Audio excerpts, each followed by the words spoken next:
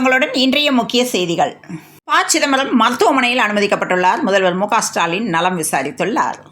கோவையில் சமூக விரோத செயல்களில் ஈடுபடும் நபர்கள் மீது நடவடிக்கை எடுக்க காவல்துறையினர் தொடர் கண்காணிப்பில் ஈடுபட்டு வருகின்றனர். ஆன்லைனில் லாட்டரி விற்பனை செய்த இருவரை கைது செய்து கோவை போலீசார் சிறையில் அடைத்தனர்.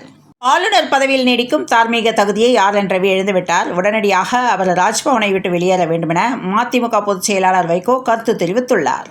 திருப்பத்தூர் அருகே ஏற்காடு எக்ஸ்பிரஸ் ரயிலில் சிக்கி எருமை மாடுகள் பலியானது. இந்த விபத்து காரணமாக ரயில்கள் ஆங்காங்கே நிறுத்தப்பட்டதால் பயணிகள் கடும் சிரமத்திற்கு ஆளாகினர்.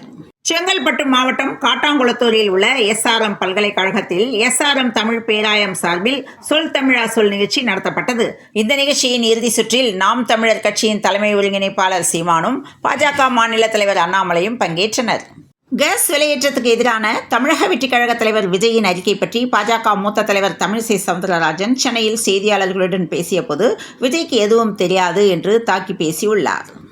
ஆளுநரின் எதேச்சதிகார போக்கிற்கு உச்சநீதிமன்றம் சம்மட்டியடி கொடுத்துள்ளது என்று தமிழக வெற்றிக் கழக பொதுச் செயலாளர் ஆனந்த் தெரிவித்துள்ளார்.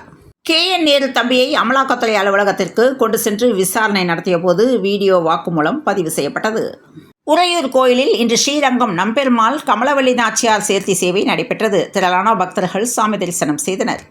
காங்கிரஸ் மூத்த தலைவர் ப. சிதம்பரம் உடல்நலக்குறைவால் இன்று மருத்துவமனையில் அனுமதிக்கப்பட்டுள்ளார். குஜராத்தில் நடைபெற்று வரும் காங்கிரஸ் தேசிய மாநாட்டில் பங்கேற்ற போது கடும் வெயிலால் அவருக்கு திடீர் உடல்நலக்குறைவு ஏற்பட்டதாக கூறப்படுகிறது.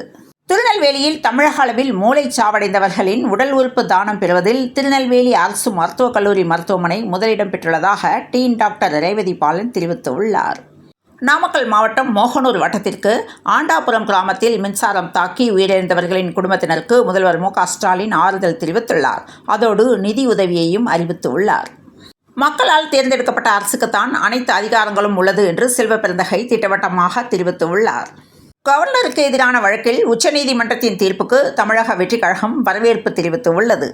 சித்த வைத்தியர் ராமநாதன் என்பவர் செய்தித்தாளில் மணமகன் தேவை என விளம்பரம் கொடுத்த நிலையில் அந்த விளம்பரத்தை பார்த்து கீர்த்தி என்பவர் வயது 55 திருமணம் செய்து கொள்வதாக கூறியுள்ளார்.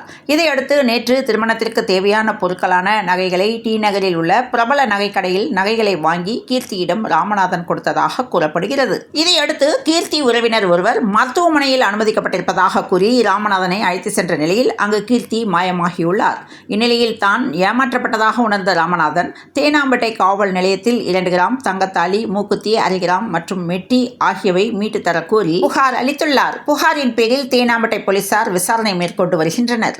தொடர் விடுமுறை மற்றும் வார இறுதி நாட்களை முன்னிட்டு 1680 சிறப்பு பேருந்துகள் இயக்கப்படும் என அறிவிக்கப்பட்டுள்ளது. 9, 11, 12ஆம் தேதிகளில் கிளாம்பாக்கத்தில் இருந்து 1095 சிறப்பு பேருந்துகள் இயக்கப்பட உள்ளன.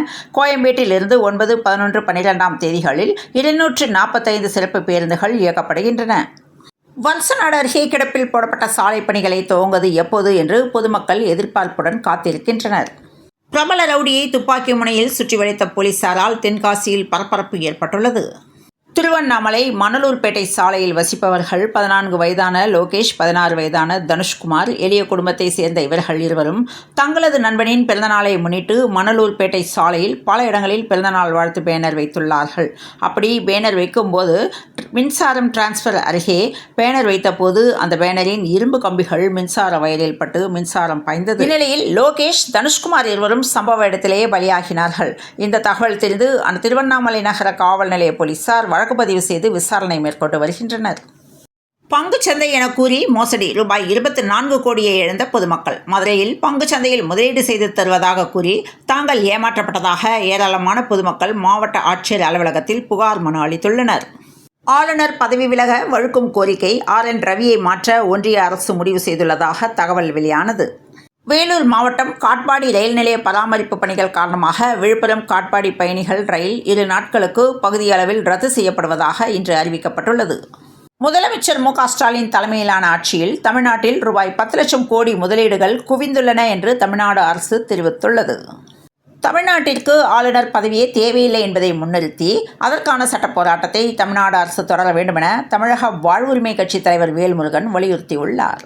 நீட் நுழைவுத் தேர்வை ரத்து செய்வது குறித்து திமுக அரசு நாடகம் நடத்தி வருகிறது. இது தொடர்பாக மாநில அரசு கூட்டும் அனைத்து கட்சி கூட்டத்தை புறக்கணிப்போம் என்று அதிமுக பொதுச் செயலாளர் இபிஎஸ் கூறியுள்ளார். நெல்லை மாவட்டம் நாங்குநேரி தேரடி தெருவில் உள்ள தேர் அருகே கீழே பத்தேநேரியைச் சேர்ந்த வேல்முருகன் வயது 38 இவர் சென்று கொண்டிருந்த போது கீழே 10 கிராம் தங்கத்தாலி சங்கிலி கேட்பாரற்று கிடந்துள்ளது. அதனை எடுத்து உரிய நபரிடம் ஒப்படைக்கும் நோக்கத்தில் நாங்குநேரி காவல் நிலையத்திற்கு சென்று நேர்மையான முறையில் ஒப்படைத்தார். சாலையில் கிடந்த தாலி சங்கிலியை காவல் நிலையத்தில் ஒப்படைத்த வாலிபருக்கு நெல்லை எஸ்பி பாராட்டு தெரிவித்துள்ளார். தமிழ்நாடு காவல்துறையில் சப் இன்ஸ்பெக்டர் பணிக்கு 1300 காலி பணியிடங்கள் உள்ளன என்ற தகவல் வெளியானது. புதுக்கோட்டை மாவட்டம் கீரனூர் அருகே கண்ணங்குடியைச் சேர்ந்தவர் மணிகண்டன் வயது 31. இவருக்கு லாவண்யா வயது 20 என்ற பெண்ணுடன் திருமணமாகி 5 மாத ஆண் குழந்தை ஒன்று உள்ளது.